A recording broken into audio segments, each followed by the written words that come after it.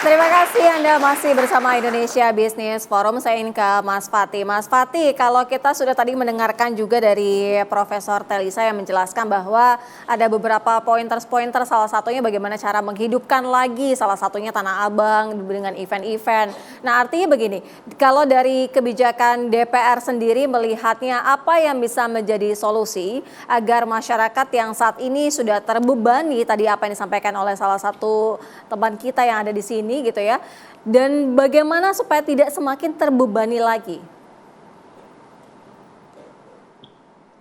Iya, langkah-langkah itu sebetulnya sudah dilakukan oleh pemerintah. Bahkan sebelum adanya kenaikan PPN 1% bagi barang-barang mewah dari 11 sampai 12%. Kita tahu bahwa baru-baru ini ada kenaikan 6,5% dari UMP dan UMK kan gitu.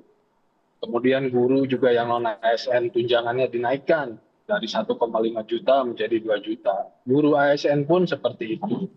Nah, ini adalah upaya-upaya sebetulnya untuk meningkatkan daya beli dan kesejahteraan dari masyarakat, sehingga diharapkan jika memang daya beli meningkat, nah, tadi itu orang jadi bisa belanja lagi kan gitu. Ya. Namun begini, saya dari tadi ini kan mendengarkan juga ada yang ngekos dari 500.000 jadi 600.000. Betul. Sebetulnya kenaikan PPN ini bagi barang-barang mewah. Dan naiknya ini dari 11 menjadi 12%. Kalau kos-kosan dari 500.000 menjadi 600.000, ini sudah jelas kan tidak linear, sangat jauh gitu. Kalaupun ingin diasumsikan bahwa kos-kosan ini adalah terdampak gitu, walaupun tidak harusnya secara langsung ya, dari 500.000 itu harusnya menjadi 505.000 kan, bukan jadi Iya. Kalau jadi 600.000 jadi 20%. Tapi ini Jadi memang faktanya harus begitu Mas diingat, Fatih, karena disampaikan bahwa kenaikan berharap dari bahwa biaya kos itu karena ini, PPN 12% ini. Iya, ya Mbak. Jadi sebagian besar pengeluaran rumah tangga sebetulnya itu tidak terkena dampak langsung kenaikan PPN-PPNBM ini. Karena produk-produk yang tidak terdampak ini seperti barang kebutuhan pokok, beras, kedelai, jagung, daging, susu, buah, itu kan tidak menjadi objek kenaikan PPN yang 11 ke Mas 12 Fatih. ini.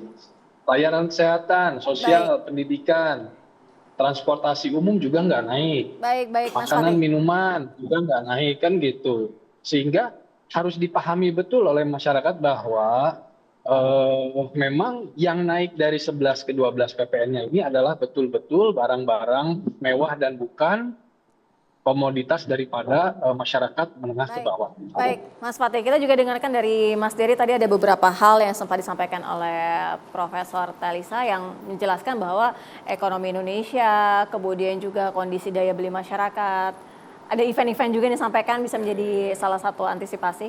Ya memang kita lihat ya, ini menurut pandangan saya aja ya, bahwa kenapa juga Pak Menteri BUMN, Pak Erick Thohir juga diperpanjang, karena memang kalau dari saya idenya juga cemerlang gitu kan, berdasarkan surat keputusan dari Kementerian BUMN saat yang lalu, yang Pak Erick yang pertama kemarin, itu naro, ini sahabat saya gitu kan, Leo gitu kan, Leonard itu yang menjadi, dia co-founder di Bright Spot, co-founder juga di Goodsdap, yang mungkin anak-anak muda tahu ya, ditaruh menjadi komisaris Sarinah.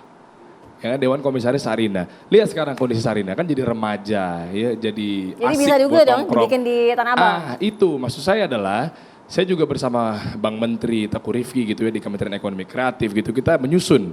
Makanya tadi kan Prof juga sempat singgung mengenai ini harusnya konten-konten kreator juga bisa menyuarakan. Jadi orang-orang sekarang malas baca undang-undang misalnya apa segala macamnya.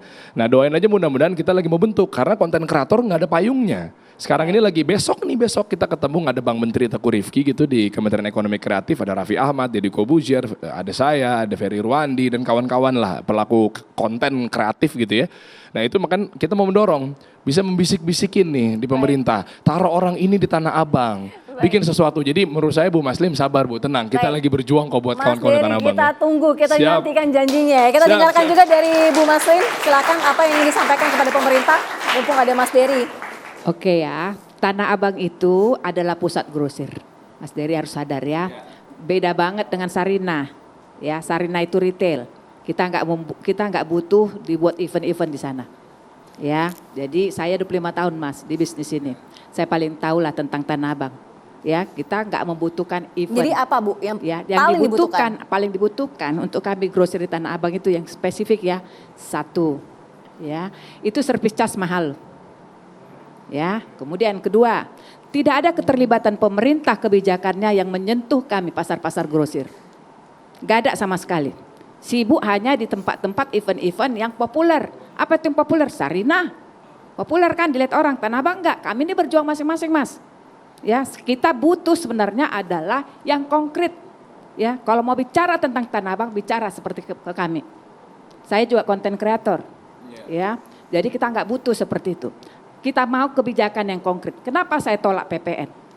Karena auranya ini kita ini lagi sakit. Tiba-tiba ada keputusan-keputusan yang seperti itu. Itu membuat kita tuh bereaksi negatif. Dipaksa kita baca, orang Tanah Abang mau baca-baca. Ngaca gitu loh, harus dilihat. Ya, jadi datang dong ngobrol sama kami pedagang Tanah Abang. Kami sakit apa nih sekarang? Gak usah wacana-wacana. Ya, no, enggak, ini harus aku bilang. Ini aku udah ketiga kali aku mewakili Tanah Abang. Ya, jadi harus seperti apa sebenarnya? Datang, ayo bicara ke Tanah Abang. Kita nggak butuh konten kreator di sana. Baik, diagendakan ya Mas Dery ya, diagendakan untuk bertemu ya. Prof, sebagai penengah, terakhir apa yang ingin disampaikan sebagai closing statement? Iya, mungkin tadi terkait dengan pendekatan Tanah Abang ya, bahwa memang nggak bisa kita samakan antara retail sama grosir, tapi maksudnya adalah kita memang perlu melakukan terobosan inovasi yang kreatif ya. Mungkin tadi ada proksinya masing-masing, retail ada proksinya, grosir ada proksinya. Terus kemudian yang kedua, ekonomi Indonesia itu kan terdiri dari konsumsi, investasi, government spending, ekspor impor. Tadi saya menyatakan bahwa kita tuh lebih dominan yang dari sisi consumption memang.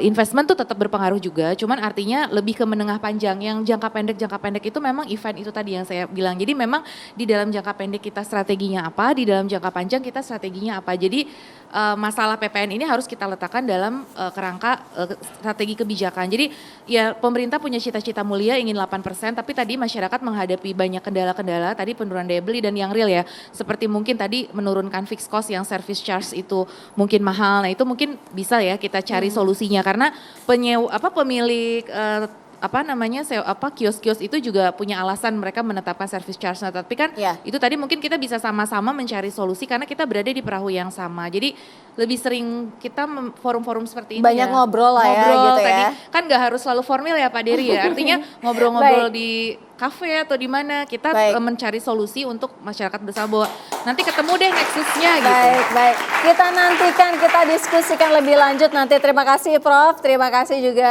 Ibu Maslin, terima kasih Mas Dery, Mas Fatih juga terima kasih. Kami sudahi juga, terima kasih juga mahasiswa yang sudah hadir dari Universitas Bakri sudah bergabung bersama kami di Indonesia Business Forum. Mewakili kru bertugas saya Sira Safira pamit undur diri. Terima kasih, sampai jumpa.